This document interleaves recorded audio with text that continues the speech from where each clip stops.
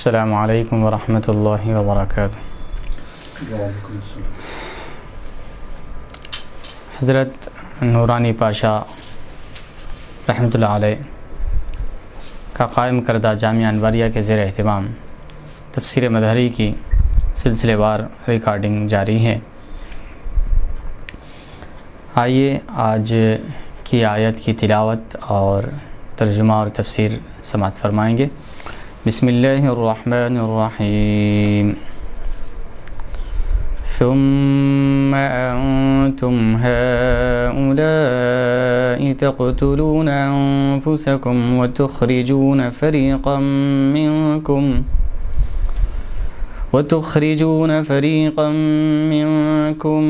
من ديارهم تظاهرون عليهم بالإثم والعدوان وَإِن يَأْتُوكُمْ أُسَارَىٰ تُفَادُوهُمْ وَهُوَ مُحَرَّمٌ عَلَيْكُمْ إِخْرَاجُهُمْ أَفَتُؤْمِنُونَ بِبَعْضِ الْكِتَابِ وَتَكْفُرُونَ بِبَعْضٍ فَمَا جَزَاءُ مَن يَفْعَلُ ذَلِكَ مِنكُمْ إِلَّا خِزْيٌ فِي الْحَيَاةِ الدُّنْيَا وَيَوْمَ الْقِيَامَةِ يُرَدُّونَ إِلَىٰ أَشَدِّ الْعَذَابِ وَمَا اللَّهُ بِغَافِلٍ عَمَّا تَعْمَلُونَ۔ صدق اللہ العلی العظیم وصدق رسوله النبی الامین الکریم ونحن على ذلك لمن الشاہدین والشاکرین والحمد للہ رب العالمین۔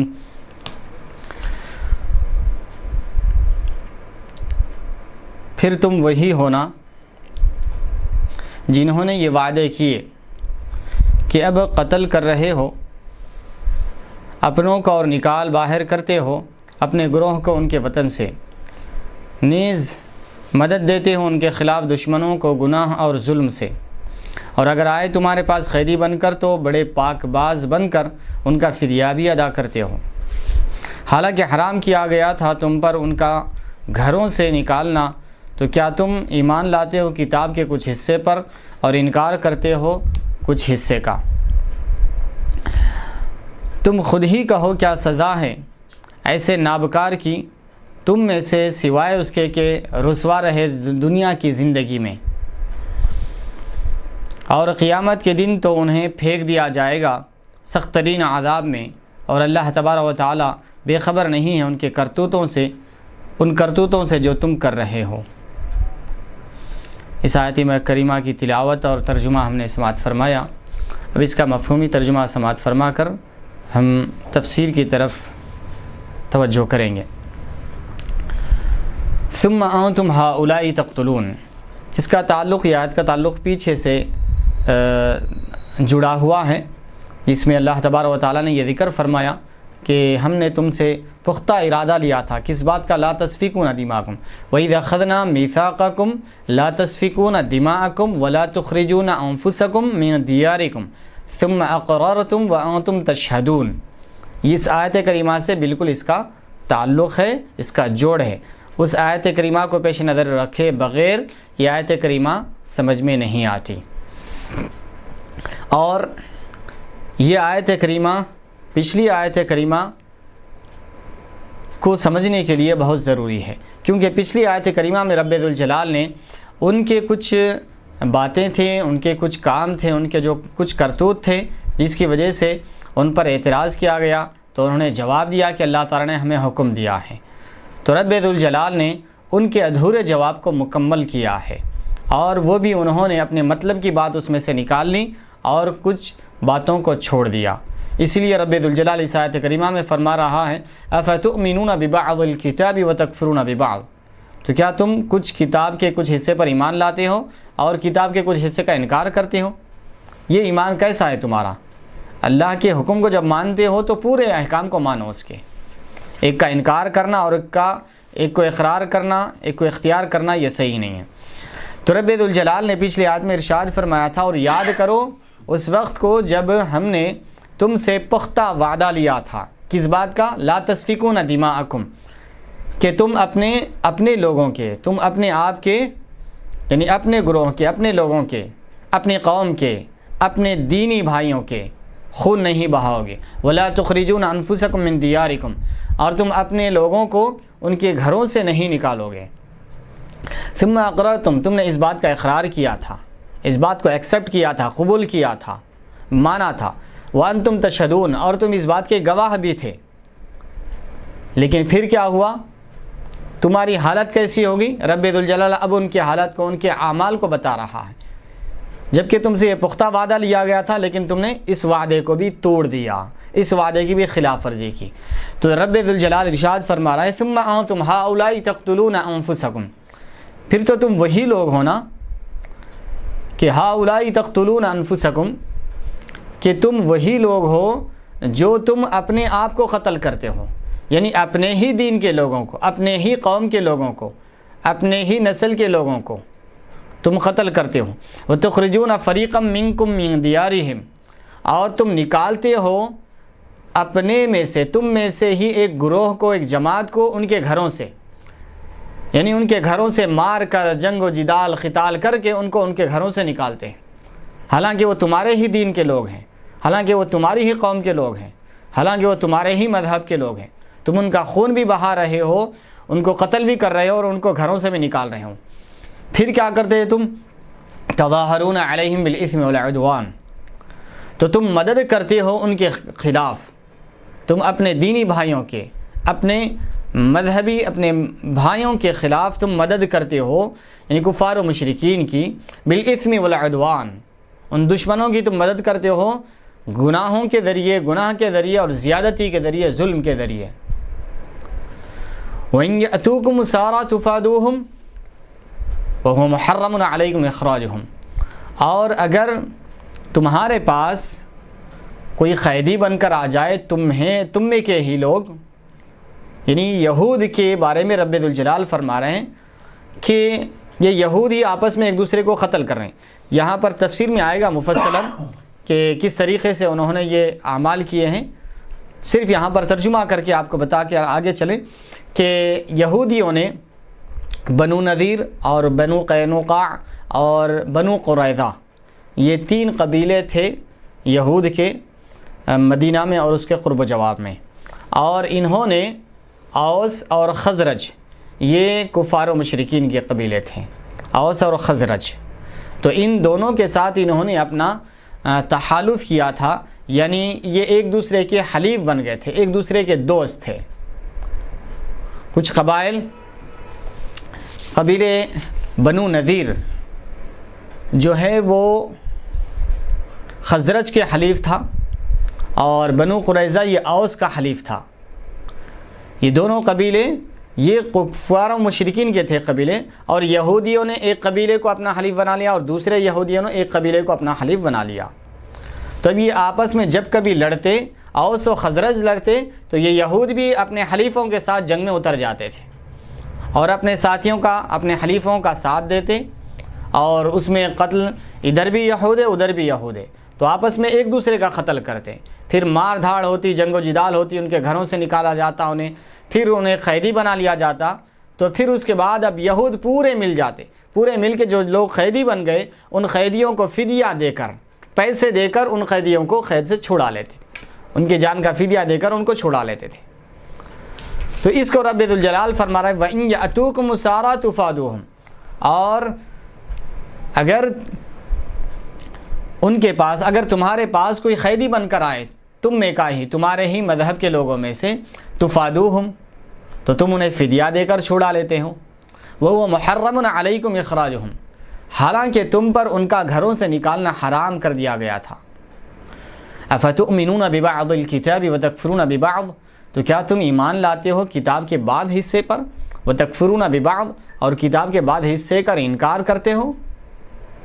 فَمَا جَزَاءُ مَنْ يَفْعَلُ ذَلِكَ مِنْكُمْ إِلَّا خِزْيٌ فِي الْحَيَاةِ الدُّنْيَا وَيَوْمَ الْقِيَامَةِ يُرَدُّونَ إِلَىٰ أَشَدِّ الْعَذَابِ، تو پھر تم میں سے وہ شخص جو ایسے کرتوت کرتا ہے، جو ایسے کام کر رہا ہے، جو اپنے ہی مذہب کے لوگوں کو قتل کر رہا ہے، جو اپنے ہی مذہب کے لوگوں کو ان کے گھروں سے نکال پھینک رہا ہے، اور ان میں سے کچھ لوگ قیدی بن جائے تو ان کو چھڑا رہا ہے، تو ایسے شخص جو بعض کتاب کے حصے پر ایمان رکھتے ہیں اور کتاب کے بعض حصے کا انکار کرتے ہیں، تو ایسے شخص کی کیا سزا ہونا چاہیے، ایسے شخص کو کیا عذاب ہونا چاہیے؟ تو رب ذوالجلال فرما رہا ہے ایسے شخص کے لیے فما جزاء من یفعل ذلک، تو وہ شخص کی کیا جزا ہو سکتی ہے، کیا بدلہ ہو سکتا ہے اس کا جس نے گھروں سے باہر نکالا تم میں سے، الا خزی فی الحیات الدنیا، سوائے ذلت اور رسوائی کے دنیا میں اور کیا ہو سکتی ہے اس کی سزا۔ وَيَوْمَ الْقِيَامَةِ يُرَدُّونَ إِلَىٰ أَشَدِّ الْعَذَابِ، اور قیامت کے دن سخت ترین عذاب کی طرف انہیں پھینک دیا جائے گا، لوٹا دیا جائے گا۔ وَمَا اللَّهُ بِغَافِلٍ عَمَّا تَعْمَلُونَ، اور اللہ تبارک و تعالیٰ تمہارے ان کرتوتوں سے بے خبر نہیں ہے جو تم کر رہے ہو، تمہارے ہر کام سے وہ باخبر ہے، وہ جانتا ہے، تمہارے ہر کام کو وہ جانتا ہے۔ بھائی اس آیت کریمہ کی تفسیر ملاحظہ فرمائیں گے،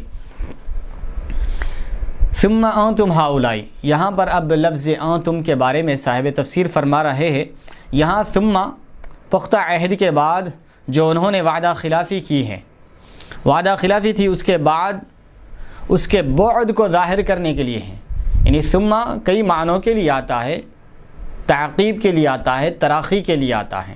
تعقیب یعنی فوراً بعد، اور تراخی یعنی اس میں ڈسٹینس بتانے کے لیے، دوری بتانے کے لیے۔ تو یہاں پر صاحب تفسیر فرما رہے ہیں کہ جو وعدہ خلافی کی تھی اس کے بعد کو ظاہر کرنے کے لیے ہے، یعنی وعدہ خلافی کرنے کے بعد، وعدہ خلافی کرنے کے بعد تم نے پھر اس وعدے کو اختیار پختہ عہد کرنے کے بعد تم نے اس وعدے کو پھر خلاف کر دیا، توڑ دیا، اس وعدے کی خلاف ورزی کی۔ انتم مبتدا ہے اور ہاؤلائی اس کی خبر ہے۔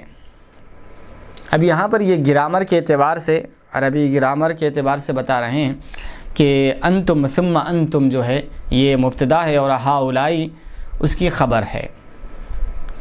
پھر اس کے بعد نحو کی اور باریک قواعد، بہت ہی اندرونی قواعد یہاں پر بیان فرما رہے ہیں صاحب تفسیر، اس کو بھی ملاحظہ فرما رہے ہیں۔ معنی یہ ہے کہ تم ہی وہ ہو جو عہد کو پختہ کرنے کے بعد توڑنے والے ہو، جسے کہتے ہیں کہ تو وہ شخص ہے جس نے ایسا ایسا کیا۔ موضوع اور محمول میں تغیر ضروری ہوتا ہے، یہاں پر یعنی مبتدا اور خبر میں تغیر ضروری ہوتا ہے، یہ گرامر کے اعتبار سے فرمان، مگر یہاں پر موضوع اور محمول دونوں سے ایک ذات مراد ہے، تو پھر یہ مبتدا خبر کیسے بن سکتے ہیں؟ یہاں صفت کی تبدیلی اور تغیر کو ذات کی تبدیلی کے قائم مقام سمجھا گیا ہے۔ تو صاحب تفسیر نے اس مسئلے کو یہاں پر جو اعتراض ہو سکتا تھا قواعد کے اعتبار سے اس کا بھی جواب دے دیا، یعنی موضوع اور محمول میں تغیر ہوتا ہے، تغیر یعنی تبدیلی، موضوع الگ چیز ہوتی ہے، محمول الگ چیز ہوتی ہے، مبتدا الگ چیز ہوتی ہے، خبر الگ چیز ہوتی ہے، لیکن یہاں پر جو بتایا جا رہا ہے ثم انتم ہاؤلائی، انتم سے بھی مراد وہی لوگ ہیں اور ہاؤلائی تقتلون سے مراد بھی وہی لوگ ہیں، تو یہاں پر تغیر نہیں پایا جا رہا ہے، دونوں الگ الگ نہیں ہیں، مبتدا کسی اور پر نہیں بولا جا رہا ہے، خبر کسی اور پر نہیں بولا جا رہا ہے، یہ دونوں ایک ہی ذات پر بولے جا رہے ہیں، تو پھر یہاں پر تغیر نہیں ہے، تبدیلی نہیں ہے، دونوں میں کوئی فرق نہیں ہے، تو پھر یہ کیسے مبتدا خبر ہو سکتے ہیں؟ یہ اعتراض ہو سکتا تھا، تو اس کا جواب صاحب تفسیر نے یہ کہہ کر دے دیا ہے کہ یہاں پر جو ہؤلاء تقتلون انفسکم وتخرجون، یہ جو خبر لائی گئی ہے یہ گرچہ کہ ایک ہی ذات ہے، لیکن یہ صفت جو ہے، صفت کی تبدیلی جو ہے ذات کے تبدیلی کے قائم مقام رکھا گیا ہے۔ تغیر صفت کی تبدیلی کو انتم فرمایا، پھر اس کے بعد ہؤلاء تقتلون جو فرمایا گیا ہے، یہ ان کے صفات، الگ الگ صفات بتائے گئے، پہلے ذات کو ذکر کیا گیا، پھر صفات کو ذکر کیا گیا، تو پھر یہ صفات کو ذات کے قائم مقام کر دیا گیا ہے، جس کی وجہ سے یہاں پر ایسا ذکر کیا گیا ہے، کوئی اعتراض کی بات نہیں رہتی۔ اور بعد والا جملہ حال ہے اور اس میں عامل اسم اشارہ کا معنی ہے، یا انتم ہاؤلائی کا بیان ہے، یا یہ کہا جائے گا کہ انتم مبتدا اور ہاؤلائی تاکید ہے، اور ما بعد جملہ خبر ہے، یا ہاؤلائی بمعنی الذی ہے، اور ما بعد جملہ اس کا صلہ ہے، پھر صلہ موصول مل کر انتم کی خبر ہے، یا انتم یا ہاؤلائی تقتلون ہے، یعنی ہاؤلائی سے پہلے حرف ندا یا مقدر ہے۔ اب اس کے بعد قرات بتا رہے ہیں یہاں پر، یعنی پڑھنے کا طریقہ، کچھ الفاظ کو جو قرات سبعہ وغیرہ ہیں، مختلف قراء اکرام ہیں، امام عاصم اور قالون، ورش، اس طریقے سے لما، امام مکی، امام مدنی، امام نافعی، یہ سب ائمہ جو گزرے ہیں قرات کے، انہوں نے اس میں جو الفاظ کے تلفظ کا فرق بتایا ہے اس کو صاحب تفسیر یہاں پر ذکر کر رہے ہیں۔ حضرت عاصم اور حمزہ نے یہاں بھی اور سورۃ التحریم میں بھی تا تفاعل کو حذف کر کے ذا کی تخفیف کے ساتھ پڑھا ہے، یعنی تظاہرون، مگر باقی قرآن نے تا کو ذا میں ادغام کر کے پڑھا ہے، تظاہرون۔ التظاہر کا معنی تعاون ہے اور یہ ظہرہ سے مشتق ہے، یخرجون کے فاعل سے حال ہے یا اس کے مفعول سے حال ہے یا دونوں سے حال ہے۔ اسارہ کو حمزہ نے اسرا پڑھا ہے، اور اسرا اور اسارہ دونوں اسیر کی جمع ہے۔ تفادوہم، تم ان سے تبادلہ کرتے ہو، یعنی قیدیوں کا قیدیوں سے تبادلہ کرتے ہو۔ ابن کثیر، ابو عمر، ابن عامر، حمزہ اور ابو جعفر نے تفادوہم تاکہ فتحہ کے ساتھ پڑھا ہے، یعنی ان کے بدلے مال دیتے ہو اور انہیں چھڑا لیتے ہو۔ بعض علماء دونوں قراتوں کا ایک معنی ہے فرمایا ہے، بعض علماء فرماتے ہیں کہ دونوں قراتوں کا معنی ایک ہی ہے، یعنی چاہے تظاہرون پڑھو یا تظاہرون پڑھو، دونوں کے معنی ایک ہی ہے۔ حضرت سدی فرماتے ہیں حضرت اللہ تعالیٰ نے بنی اسرائیل سے تورات میں یہ عہد لیا کہ وہ ایک دوسرے کو قتل نہ کریں، ایک دوسرے کو شہروں سے نہ نکالیں، اور بنی اسرائیل میں سے کوئی لونڈی یا غلام پائیں تو اسے قیمت ادا کر کے خریدیں اور پھر اسے آزاد کر دیں۔ ہوا یہ کہ بنو قریظہ اوس کے حلیف بن گئے، بنو قریظہ اوس کے حلیف بن گئے، اور بنو نذیر خزرج کے حلیف بن گئے۔ بنو قریظہ اور بنو نذیر اور ان کے حلیف سخت جنگ لڑتے تھے، اور جب غالب آ جاتے تو ان کے گھروں کو تباہ برباد کر دیتے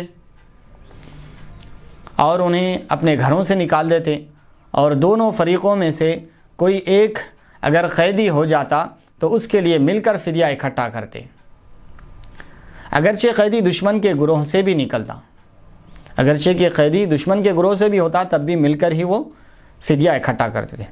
عربوں نے اس دو رنگی پر شرم دلاتے کہ تم جنگ بھی کرتے ہو اور فدیہ بھی خود دیتے ہو، تمہارا عجیب معاملہ ہے، یعنی خود ہی تم آپس میں جنگ کر رہے ہو، اپنے لوگوں کو قتل بھی کر رہے ہو، اور جب قیدی بنا لیا جائے تو تم پھر خود ہی فدیہ جمع کر کے پھر ان کو چھڑا رہے ہو۔ یہ جنگ کیوں کرتے ہو، ان سے قتل غارت گیری کیوں کرتے ہو، پھر ان کو قیدی کیوں بناتے ہو، پھر ان کو چھڑاتے کیوں ہو؟ جب یہ تمہارے ہی لوگ ہیں تو پھر تم ان کے ساتھ ایسا برا سلوک کیوں کرتے ہو، ان کو گھروں سے کیوں نکالتے ہو، ان کو قتل کیوں کرتے ہو؟ اہل عرب ان کو اس دو رنگی، اس دو رخی، یعنی ان لوگوں سے قتل و غارت گیری، جنگ بھی برابر جاری ہے، جب وہ قیدی بن جائے تو ان کو چھڑانا بھی برابر جاری ہے مل کر۔ پھر یہ کیا دشمنی ہوئی یا دوستی ہوئی؟ نہ دشمنی مکمل ہے نہ دوستی مکمل ہے۔ تو اہل عرب اس پر عار دلاتے تھے، انہیں شرم دلاتے تھے کہ یہ تمہارا کیسا معاملہ ہے، یہ عجیب معاملہ ہے تمہارا۔ وہ کہتے ہیں ہمیں فدیہ دینے کا اللہ تعالیٰ نے حکم دیا ہے،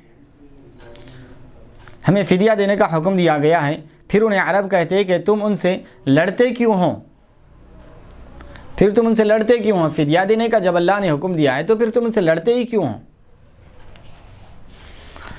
تو کہتے کہ ہمیں اس بات سے بھی شرم آتی ہے کہ ہمارے حلیف ذلیل ہو جائیں۔ اب وہ ایک اپنا بہانہ جو تھا اس کو وہ کہنے لگے کہ ہم اس لیے لڑتے ہیں ان لوگوں سے کہ کہیں ہمارا حلیف جو ہے، ہمارا جس کے ساتھ دوستانہ ہے، وہ کہیں ذلیل نہ ہو جائے، وہ کہیں رسوا نہ ہو جائے، وہ کوئی ہزیمت سے دوچار نہ ہو جائے، اس لیے ہم اس کے ساتھ لڑتے ہیں۔ اللہ تعالیٰ نے تقتلون انفسکم وتخرجون کے الفاظ سے عار دلائی ہیں۔ تقتلون انفسکم، تم اپنے ہی کو قتل کرتے ہو، وتخرجون انفسکم، اور تم اپنے ہی لوگوں کو، اپنے ہی آپ کو گھروں سے نکالتے ہو، کہ الفاظ سے اللہ تعالیٰ نے عار دلائی ہے۔ یہ جو تم جن کے ساتھ جنگ کر رہے ہو، لڑ رہے ہو، یہ کوئی دوسرے لوگ نہیں ہیں، تمہارے ہی ملت کے لوگ ہیں، تمہاری ہی قوم کے لوگ ہیں، تمہارے ہی مذہب کے ماننے والے لوگ ہیں، پھر تم ان سے کیسے لڑتے ہو؟ اللہ اکبر۔ انہوں نے اللہ تعالیٰ کے 4 احکام میں سے 3 کی نافرمانی کی اور 1 کی پیروی کی۔ مثلا وہ قتال بھی کرتے اور ایک دوسرے کو گھروں سے نکالتے، اور برائی اور گناہ پر ایک دوسرے کی معاونت بھی کرتے، حالانکہ انہیں ان 3 کاموں سے منع کیا گیا تھا، صرف ایک فدیہ کے حکم پر عمل کرتے تھے۔ تو 4 چیزوں کا انہیں حکم دیا گیا تھا، ان میں سے 3 چیزوں کو چھوڑ دیتے تھے، ایک چیز پر عمل کرتے تھے۔ کیا چیزوں کا حکم دیا گیا تھا؟ کہ لا تسفکون دماءکم، کہ ان کو قتل غارت گیری کرنے سے منع کیا گیا تھا، اور ان کو گھروں سے نکالنے سے منع کیا گیا تھا، اور گناہ پر، زیادتی پر ایک دوسرے کی مدد، تعاون کرنے سے منع کیا گیا تھا، اور چوتھا حکم، اگر کوئی ان کی قوم، ملت، ان کے ہی مذہب کا آدمی اگر قیدی بن جائے تو اس کو چھڑانے کے لیے فدیہ دینے کا حکم دیا۔ یہ 4 چیزوں کا حکم دیا گیا، لیکن انہوں نے یہ 4 چیزوں میں سے 3 چیزوں کو چھوڑ دیا، صرف ایک چیز کو اختیار کیا۔ تو رب ذوالجلال اسی پر عار دلا رہا ہے، انہیں شرم دلا رہا ہے کہ تم نے 3 چیزوں کو چھوڑ دیا، صرف ایک چیز کو پکڑ لیا، صرف ایک فدیے کے حکم پر عمل کرتے تھے اور تینوں چیزوں کو چھوڑ دیتے تھے۔ یہاں پر ایک چیز ہم یہاں پر یہ بھی ذکر کر دیتے ہیں، کیونکہ ہماری قوم میں بھی یہی کچھ چل رہا ہے، گرچہ کہ یہ یہود کا معاملہ تھا۔ اللہ کی پناہ، اللہ تعالی ہماری قوم کی حفاظت فرمائے، اور آج ہماری قوم بھی یہی کر رہی ہے۔ کیا ہو رہا ہے ملک شام میں، عراق میں، لبنان میں، فلسطین میں، کہاں کہاں جائیں جہاں پر داعش کے نام پر یا القاعدہ کے نام پر یا طالبان کے نام پر مسلمان ایک دوسرے کا قتل کر رہے ہیں، مسلمان ایک دوسرے کا قتل کر رہے ہیں۔ نعوذ باللہ من ذالک، استغفر اللہ، استغفر اللہ۔ حضور پاک صلی اللہ علیہ وسلم نے اسی پر دکھ جتایا تھا۔ تو مسلمانوں، یہ یہودیوں کے کام ہیں جو آج ہم کر رہے ہیں۔ اللہ کی پناہ، یہ تو عمومی طور پر ہو گیا، اور خاص طور پر جو ہماری قوم میں قتل و غارت گیری کرنا، یہ بھی عام ہوتے جا رہا ہے۔ یعنی ایک دوسرے کو، اگر کوئی ہمارے تابع نہیں ہوا، یا کوئی پیسے نہیں دیا، یا کوئی اس کی شان بڑھ جا رہی ہے، یا کوئی ذاتی عداوت اور خصومت اور دشمنی ہے، اس میں مسلمان ایک دوسرے کو قتل کر رہے ہیں۔ حال ہی میں ایک قتل ہوا جو تحقیقات کے بعد پتہ چلا کہ 2 سال پہلے اس کے بھائی کو قتل کیا گیا تھا، اور آج اس کے دوسرے بھائیوں نے وہ قاتل کو پھر دوبارہ قتل کر دیا ہے۔ 2 سال پہلے اس کے بھائی کا قتل کرا تھا، یہ آج جو مقتول ہوا ہے 2 سال پہلے یہ قاتل تھا، اب کے قاتلوں کا بھائی مقتول تھا، پھر 2 سال کے بعد مقتول کے بھائیوں نے اس قاتل سے بدلہ لے لیا اور اس قاتل کو قتل کر دیا۔ اللہ کی پناہ، یہ ہمارے مسلمانوں میں چل رہا ہے۔ کیا مسلمانوں کو اس بات کی اجازت دی گئی ہے کہ وہ مسلمان ایک دوسرے کا خون بہائے؟ جبکہ رب ذوالجلال یہودیوں کو عار دلا رہا ہے، شرم دلا رہا ہے انہیں، کہ تمہیں تو اللہ تعالیٰ نے ایک دوسرے کا خون بہانے سے منع کیا تھا، گھروں سے نکالنے سے منع کیا گیا تھا، ظلم زیادتی کے خلاف ایک دوسرے کی مدد کرنے سے منع کیا گیا تھا۔ کیا یہ حکم مسلمانوں کے لیے نہیں ہے؟ نعوذ باللہ، مسلمانوں کے لیے تو بطور اولا ہے یہ حکم۔ جب رب ذوالجلال یہودیوں کو اس پر عار دلا رہا ہے، تو قرآن مجید میں مسلمانوں سے رب ذوالجلال نے فرمایا کہ جو کوئی ایک جان کی حفاظت کرے گویا کہ اس نے ساری انسانیت کی حفاظت کی، اور جو کوئی ایک انسان کو قتل کرے گویا کہ اس نے ساری انسانیت کا قتل کر دیا ہے۔ اللہ اکبر، یہ لمحہ فکر ہے، یہ ہمارے لیے غور کرنے کا مقام ہے۔ ہم اپنے آپ کو، اپنی ملت کو، اپنی قوم کو سدھارنے کی کوشش کریں، انہیں صحیح راستے پر چلانے کی کوشش کریں۔ تو یقیناً حاضرین اکرام، رب ذوالجلال نے انہیں 4 چیزوں کرنے کا حکم دیا تھا، لیکن انہوں نے ایک چیز پر عمل کیا اور 3 چیزوں پر عمل نہیں کیا، تو رب ذوالجلال ان کو پھٹکار رہا ہے ان کے ان کرتوتوں پر۔ پھر اس کے بعد وَهُوَ مُحَرَّمٌ عَلَيْكُمْ إِخْرَاجُهُمْ، اب اس کی تفسیر یہاں پر حضرت قاضی ثناء اللہ پانی پتی رحمۃ اللہ علیہ فرما رہے ہیں۔ تو یہ یاد رکھیں، قتل غارت گری یہ حرام ہے اسلام میں۔ حدیث شریف میں ہے القاتل والمقتول کلاہما فی النار، فرمایا حضور پاک صلی اللہ علیہ وسلم نے۔ یہ عموماً ہمارے معاشرے میں ہو رہا ہے، اس کرنے سے 50,000 روپے لیے اس کا قتل کر دیے۔ عموماً قتل تو ایسے ہی ہو رہے ہیں کہ کوئی ذاتی خصومت ہے یا کچھ رشتے کی خصومت ہے، ایسا قتل ہوتا ہے، لیکن بعض قتل ایسے ہیں جو خاص طور پر صرف پیسے لے کر کیے جاتے ہیں۔ اللہ اکبر، جس کو سپاری کہا جاتا ہے، اس کرنے سے 50,000 لے لیے، اس کو مارنا ہے، اس کو مار دیے چلے گئے۔ اس کرنے سے انہیں 1 لاکھ دے دیتا ہے اور انہیں اس کو جا کر قتل کر دیتا ہے۔ استغفر اللہ استغفر، یہ ہماری امت میں سے یہ چیز ختم ہونا ہے۔ اللہ تعالیٰ مسلمانوں کی ان برائیوں سے اور ان بدعملیوں سے ہماری اور سب کی حفاظت فرمائے۔ وَهُوَ مُحَرَّمٌ عَلَيْكُمْ إِخْرَاجُهُمْ میں ہوا ضمیر شان ہے، یا اس کا مرجع وہ مصدر ہے جس پر یخرجون دلالت کر رہا ہے، یا محذوف اسم کی طرف راجع ہے۔ تقدیر عبارت اس طرح ہے وَإِنْ يَأْتُوكُمْ أُسَارَىٰ تُفَادُوهُمْ مَعَ مَا صَدَرَ مِنْكُمْ إِخْرَاجُهُمْ وَهُوَ مُحَرَّمٌ عَلَيْكُمْ إِخْرَاجُهُمْ، دونوں تقدیروں پر اخراجہم تاکید ہے، یا یہ ضمیر مبہم ہے۔ اخراجہم اس کی تفسیر بیان کر رہا ہے۔ اس جملے کی ما قبل سے متصل ہونے کی وجہ یہ ہے کہ انہوں نے جب فدیے کے حکم کی پیروی کی اور اخراج جو ان پر حرام تھا اس کا ارتکاب کیا، تو معلوم ہو گیا کہ ان کی اطاعت معصیت سے خالی نہیں ہے۔ پھر خالص معصیت کی کیا حالت ہوگی؟ اس وضاحت سے اخراج کی حرمت کو دوبارہ ذکر کرنے کی وجہ ظاہر ہو گئی۔ امام بیضاوی فرماتے ہیں کہ یہ جملہ تخرجون فریقا منکم من دیارہم سے متعلق ہے اور درمیان کلام معترض ہے۔ اس صورت میں اخراج کی حرمت کے ذکر کی تخصیص کی وجہ ظاہر نہیں ہوگی، واللہ اعلم۔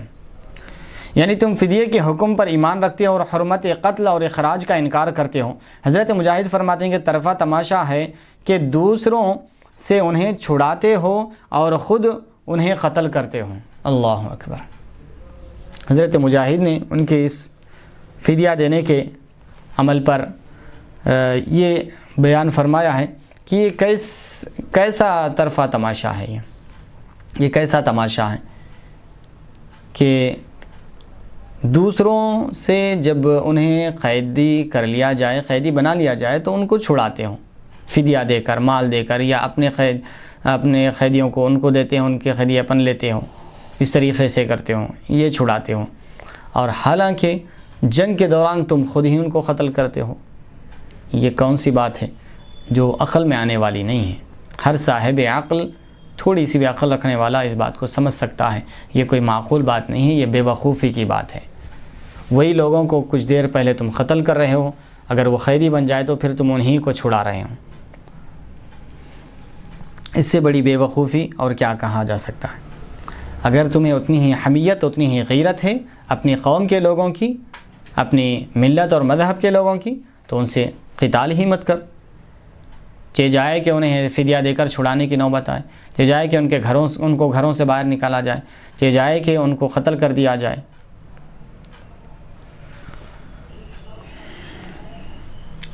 افتؤمنون ببعض الکتاب وتکفرون ببعض کی تفسیر فرما رہے ہیں، یعنی جو کتاب پر ایمان رکھتے ہو اور بعد کا انکار کرتے ہو، یعنی جو بعد کتاب پر ایمان رکھتے ہیں یعنی فدیہ دینے پر ایمان رکھ رہے ہیں، فدیہ دے کر قیدیوں کو چھڑا رہے ہیں، اور ایک دوسرے کو قتل مت کرو، گھروں سے مت نکالو، ظلم پر ایک دوسرے کی معاونت مت کرو، یہ حکم پر ایمان نہیں لاتے، اس پر عمل نہیں کرتے، اور صرف فدیہ دینے پر ایمان رکھتے ہو۔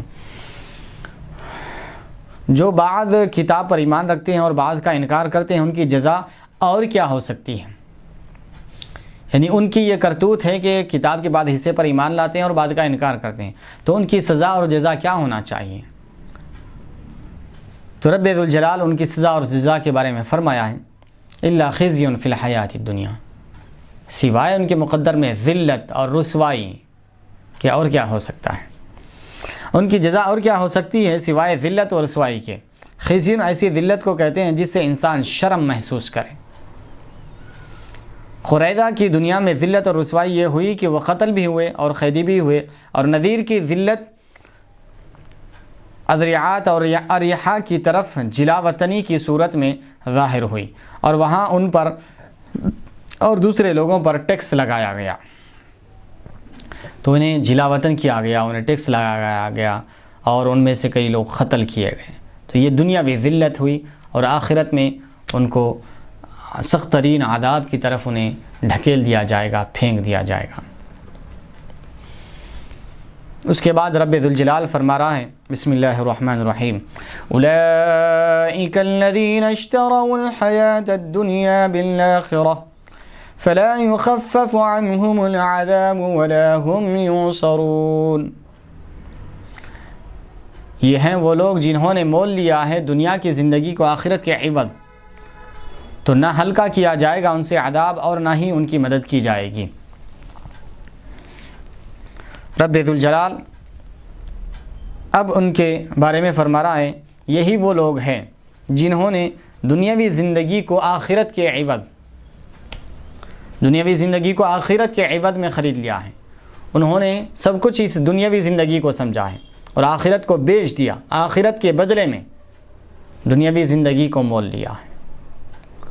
تو رب ذوالجلال فرما رہا ہے کیونکہ انہوں نے آخرت کو بھلا دیا، اللہ کی ذات پر انہیں ایمان نہیں ہے۔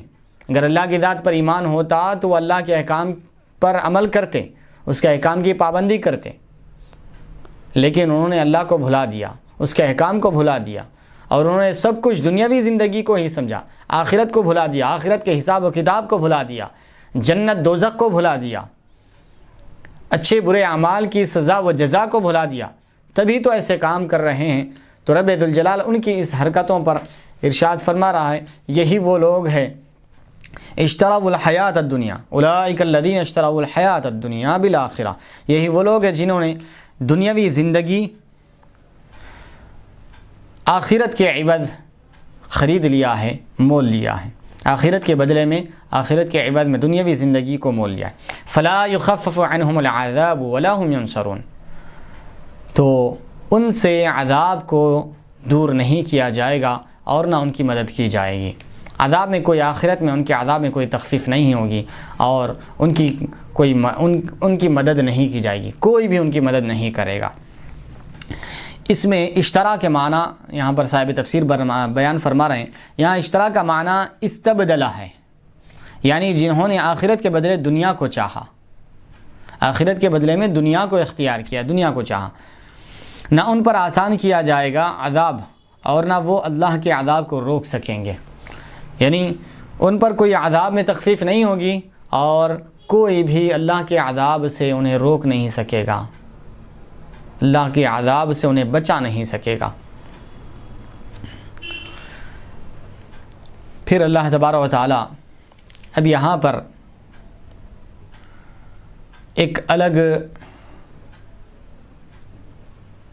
حضرت موسیٰ علیہ السلام کے بعد جو رسولوں کا سلسلہ جاری ہوا اس کو ذکر فرما رہا ہے۔ آئیے اس آیت کریمہ کی تلاوت، ترجمہ اور تفسیر سماعت فرمائیں گے۔ بسم اللہ الرحمن الرحیم وَلَقَدْ آتَيْنَا مُوسَى الْكِتَابَ وَقَفَّيْنَا مِن بَعْدِهِ بِالرُّسُلِ وآتينا عيسى ابن مريم البينات وأيدناه بروح القدس أفكلما جاءكم رسول بما لا تهوى أنفسكم استكبرتم ففريقا كذبتم وفريقا تقتلون.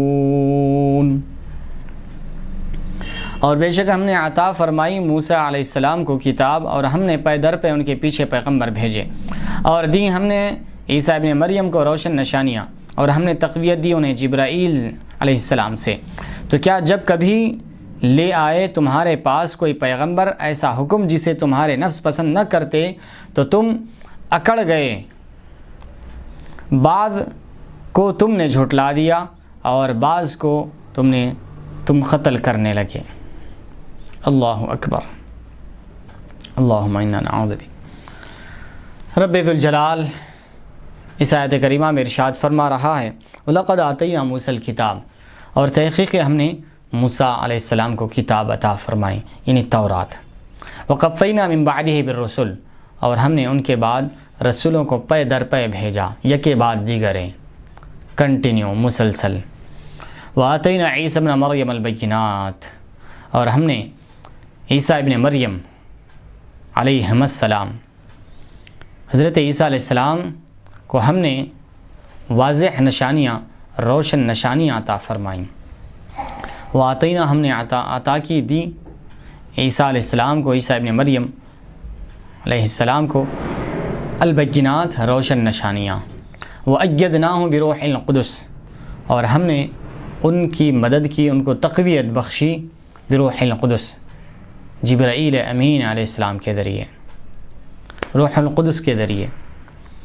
افکلما جاءکم رسول بما لا تہوی انفسکم استکبرتم،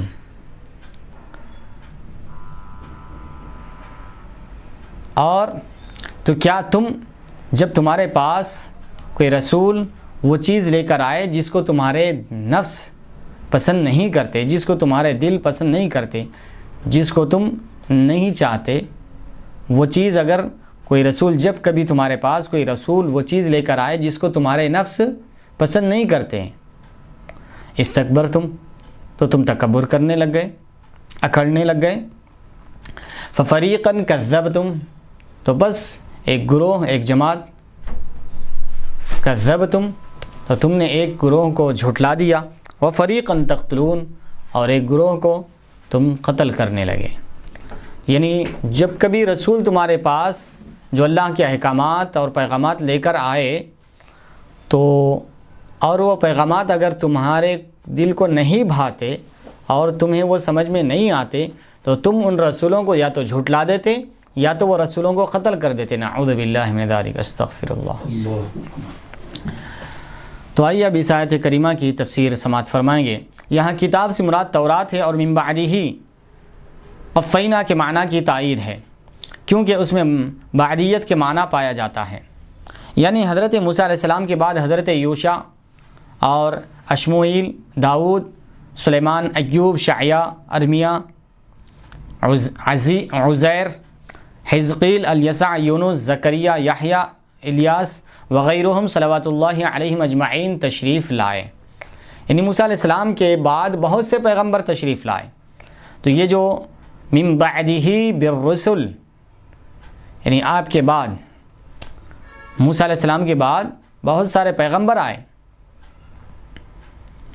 بہت سارے پیغمبر جیسے کہ یہاں پر ذکر کیا جا رہا ہے، حضرت یوشع علیہ السلام، اشموئیل علیہ السلام، داؤد علیہ السلام، یہاں پر تقریباً پیغمبروں کا ذکر فرمایا. ان کے بعد پھر حضرت عیسیٰ علیہ السلام تشریف لائے. وَآتَيْنَا عِيسَى ابْنَ مَرْيَمَ الْبَيِّنَاتِ، اور ہم نے عیسیٰ ابن مریم کو واضح دلائل عطا فرمائے. مثلاً مادرزاد اندھوں اور کوڑی کے مرض والوں کو شفا دینا، مردوں کو زندہ کرنا وغیرہ. یعنی روشن نشانیاں ہم نے عیسیٰ علیہ السلام کو عطا فرمائے کہ مادرزاد جو اندھے ہوتے، پیدائشی جو اندھے ہوتے، ان کو حضرت عیسیٰ علیہ السلام کے دستے مبارک سے بینائی آ جاتی ہے، روشنی آ جاتی ہے آنکھوں میں، وہ دیکھنے لگتے. اسی طریقے سے کوڑ کا مرض ہے، اس کا کوئی علاج نہیں تھا اس زمانے میں، آپ کے زمانے میں علم طب عروج پر تھا، لیکن اس کے باوجود مادرزاد جو اندھے ہوتے ان کا کوئی علاج نہیں تھا، اور اسی طریقے سے کوڑی جو ہوتے ان کا کوئی علاج نہیں تھا، لیکن اللہ تعالیٰ نے یہ معجزہ حضرت عیسیٰ علیہ السلام کو عطا فرمایا کہ وہ کوڑی کے جسم پر سے ہاتھ پھیرتے تو اس کا مرض پورا صحت میں تبدیل ہو جاتا، وہ شفا یاب ہو جاتا وہ بیماری سے۔ اور اسی طریقے سے اللہ تعالیٰ نے عیسیٰ علیہ السلام کو یہ بھی معجزہ عطا فرمایا تھا کہ وہ مردوں کو زندہ کرتے تھے۔ سبحان اللہ، مردوں کو زندہ کرنا یہ اللہ کی صفت ہے، لیکن اللہ تعالیٰ نے اپنی یہ صفت خاص حضرت عیسیٰ علیہ السلام کو عطا فرمایا تھا، اور جب بھی عیسیٰ علیہ السلام مردوں کو زندہ کرتے تھے، قم بإذن اللہ، اللہ کے حکم سے زندہ ہو جا تو وہ زندہ ہو جاتا۔ یہ ایک تفسیر یہاں پر فرمایا، اور اس طریقے سے بہت سارے معجزات اللہ تعالیٰ نے عیسیٰ علیہ السلام کو عطا فرمائے۔ اور ایک تفسیر صاحب تفسیر قاضی ثناء اللہ پانی پتی رحمۃ اللہ علیہ یہاں پر یہ نقل فرما رہے ہیں، البینات سے مراد انجیل ہے، یعنی ایک تو تفسیر یہ بینات سے مراد آپ کے معجزات جو اللہ تعالیٰ نے آپ کو عطا فرمایا، دوسری بینات سے مراد آپ کو اللہ تعالیٰ نے جو کتاب دی انجیل وہ مراد ہے۔ اب یہاں پر قدس کے بارے میں تفسیر سماعت فرمائیں گے۔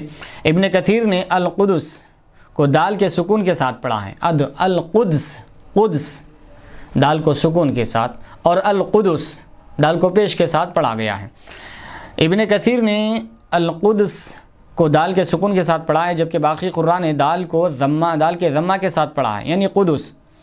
الروح سے مراد جبرائیل امین ہے، یا روح سے مراد وہ روح ہے جو عیسیٰ علیہ السلام میں پھونکی گئی تھی۔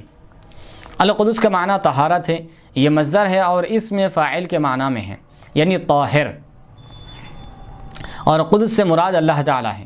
اللہ تعالیٰ نے تکریماً اپنی طرف نسبت فرمائی، جیسے تعظیماً فرمایا بیت اللہ، اللہ کا گھر، ناقۃ اللہ، اللہ کی اونٹنی۔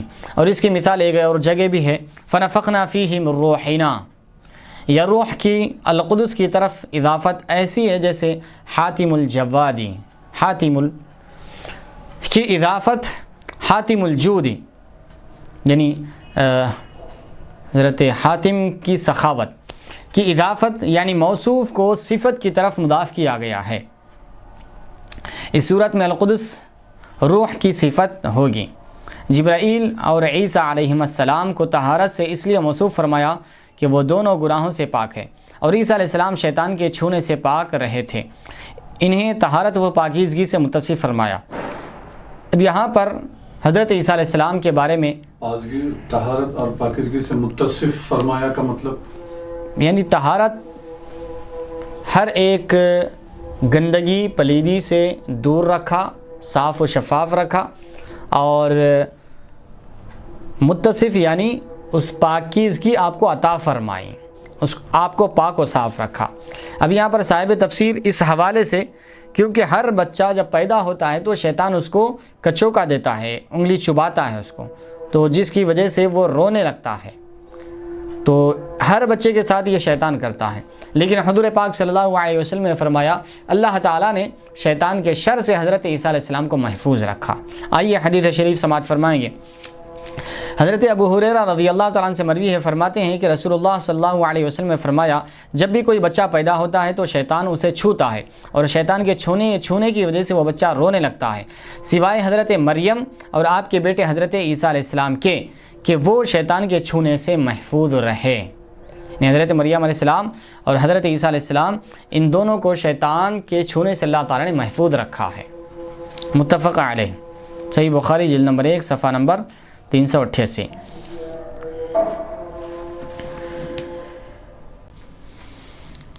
صاحب تفسیر اور ایک حدیث مبارک یہاں پر دوسری ایک وجہ بیان کر رہے ہیں کہ حضرت عیسیٰ علیہ السلام کو قدس سے تعبیر کیوں کیا گیا، پاکیزگی سے متصف، اور آپ کو پاکیزگی، طہارت اور صفائی اللہ تعالیٰ نے کیوں رکھا، اس کے بارے میں اور ایک وجہ بھی یہاں پر صاحب تفسیر بیان فرما رہے ہیں۔ ابھی ہم نے جو حدیث سنا کہ شیطان کے شر سے اللہ نے آپ کو محفوظ رکھا ہے، اور ایک دوسری وجہ یہ ہے کہ حضرت عیسیٰ علیہ السلام مردوں کی اسلاب اور حیض والی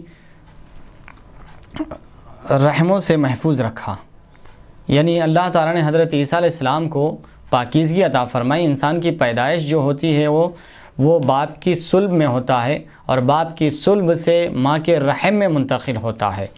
اور دوران حمل جو ہے وہ جو بچے کی جو غذا ہوتی ہے، جو عورتوں کی جو مخصوص ایام ہوتے ہیں، ماہواری ہوتے ہیں، وہ اس کی غذا ہوتی ہے. تو یہ ساری چیزوں سے اللہ تعالیٰ نے حضرت عیسیٰ علیہ السلام کو محفوظ رکھا تھا.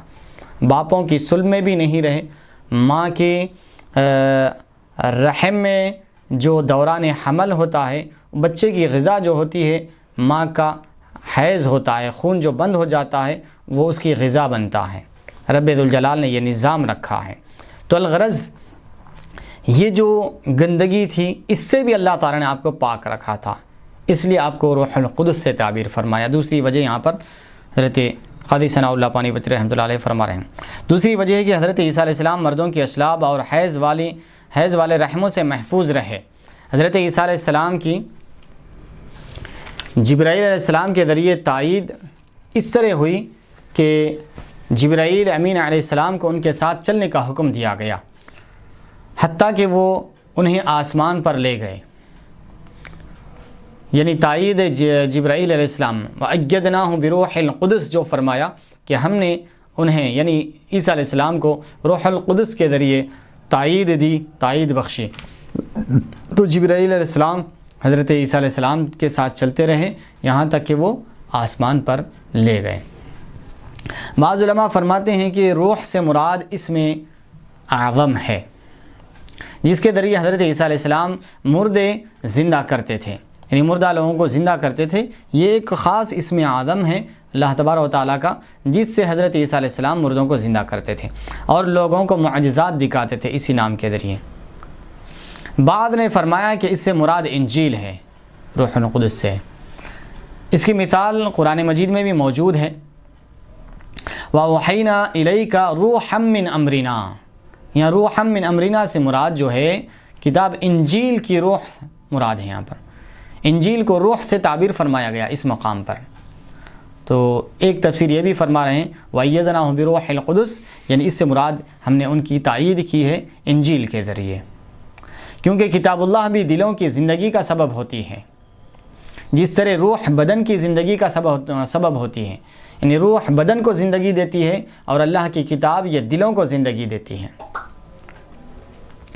ان آخری دو تعویلوں کی صورت میں روح کی اللہ تعالیٰ کی طرف اضافت اور طہارت کے ساتھ اس کو موصوف کرنا ظاہر ہے. علامہ بغوی رحمۃ اللہ علیہ فرماتے ہیں جب یہود نے حضرت عیسیٰ علیہ السلام کا ذکر سنا تو کہنے لگے اے محمد صلی اللہ علیہ وسلم، آپ صلی اللہ علیہ وسلم نہ تو عیسیٰ علیہ السلام کے مثل عمل کر کے دکھاتے ہیں اور نہ دوسرے انبیاء کرام علیہ السلام کی طرح معجزات دکھاتے ہیں، جیسا کہ آپ صلی اللہ علیہ وسلم خود ان کے معجزات بیان کرتے ہیں. اگر آپ صلی اللہ علیہ وسلم سچے نبی ہیں تو عیسیٰ علیہ السلام کی طرح معجزات ظاہر کرو. تو اللہ تعالیٰ نے یہ مندرجہ ذیل آیتیں نازل فرمائی. یعنی جب انہوں نے حضور پاک صلی اللہ علیہ وسلم سے عیسیٰ علیہ السلام کے معجزات سنے حضور پاک صلی اللہ علیہ وسلم کی زبانی، تو وہ کہنے لگے کہ اگر آپ اللہ کے نبی ہیں، آپ کہتے ہیں کہ اللہ کے نبی ہیں، تو ہمارے حضرت عیسیٰ علیہ السلام کی طرح معجزات کر کے دکھاؤ. آپ ان کے جیسا عمل کر کے نہیں دکھاتے، ان کے طرح معجزات نہیں دکھاتے. اگر آپ سچے نبی ہیں تو پھر عیسیٰ علیہ السلام کی طرح معجزات بتلاؤ. تو رب ذوالجلال نے یہ آیت کریمہ نازل فرمائی کہ ہم نے بہت سارے رسولوں کو ان کے بعد یعنی موسیٰ علیہ السلام کے بعد، کیونکہ یہ یہود ہے، یہ قوم یہود ہے، یہودیوں سے یہاں پر خطاب چل رہا ہے، یہ ان سے کلام چل رہا ہے. تو ان کے بعد عیسیٰ علیہ السلام آئے. تو رب ذوالجلال فرما رہا ہے افکلما جاءکم، جب کبھی تمہارے پاس کوئی بھی رسول آئے وہ چیز لے کر جس کو تم پسند نہیں کرتے تو تم اکڑ جاتے، تم تکبر کرنے لگ جاتے، غرور کرنے لگ جاتے. ففریقاً کذبتم، کچھ انبیاء کی جماعت کو تم یا تو جھٹلا دیتے اور کچھ نبیوں کو تم قتل کر دیتے. جس طریقے سے تم نے عیسیٰ علیہ السلام کی نبوت کا بھی انکار کیا اور محمد مصطفیٰ صلی اللہ علیہ وسلم کی نبوت کا بھی انکار کر دیا.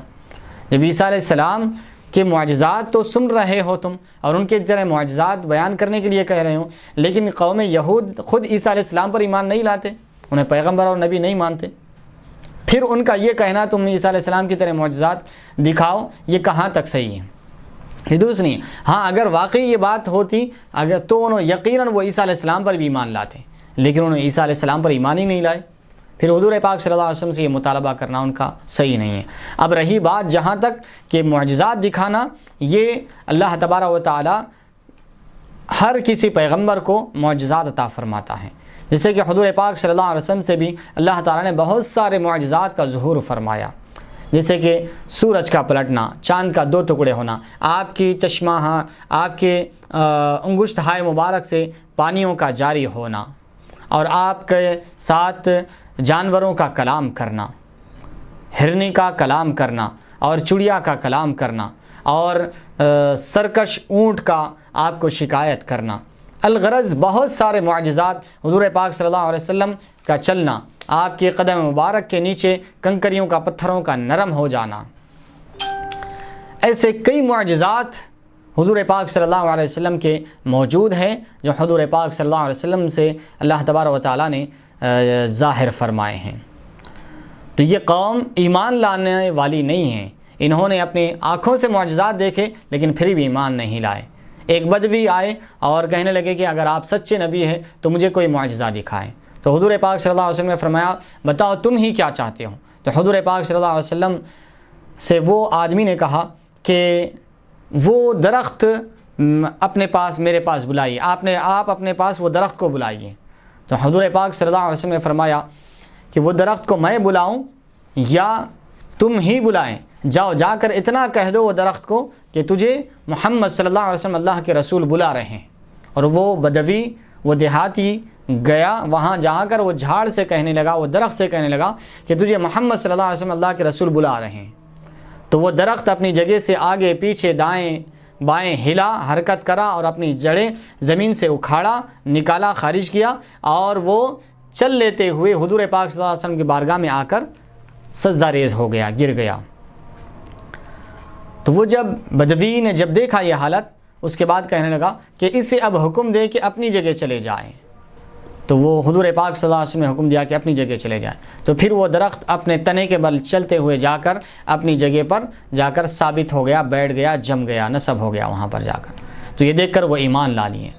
جس کے دل میں ایمان لانا ہوتا ہے وہ یقیناً معجزہ دیکھ کر بھی ایمان لاتا ہے، معجزہ بغیر دیکھے کے بھی ایمان لاتا ہے، لیکن جس کے دل میں ایمان لانا نہیں ہوتا وہ معجزات کو اپنی ظاہری آنکھوں سے دیکھنے کے باوجود وہ انکار کر دیتے ہیں۔ تو یہ یہود کا حال ایسے ہی تھا، کئی معجزات حضور سے دیکھے بھی ہیں پھر بھی حضور پر ایمان نہیں لائے۔ تو ان کے اسی مطالبات کو رب ذوالجلال نے یہاں پر بیان فرمایا کہ تمہارا حال یہ ہے کہ تم کچھ نبیوں کو یا تو جھٹلا دیتے ہو، کچھ نبیوں کو تم قتل کر دیتے ہو، تو تمہارے ہر مطالبے کو پورا نہیں کیا جائے گا۔ اللہ تبارک و تعالیٰ سے دعا ہے کہ رب تبارک و تعالیٰ ہمیں دین و دنیا کی سعادت نصیب فرمائے، دین متین کو صحیح طور پر سمجھ کر پڑھنے اور اس پر عمل کرنے کی توفیق عطا فرمائے۔ وصلی اللہ تعالیٰ وسلم علی خیر خلقہ سیدنا محمد وعلی آلہ وصحبہ اجمعین والحمد للہ رب العالمین۔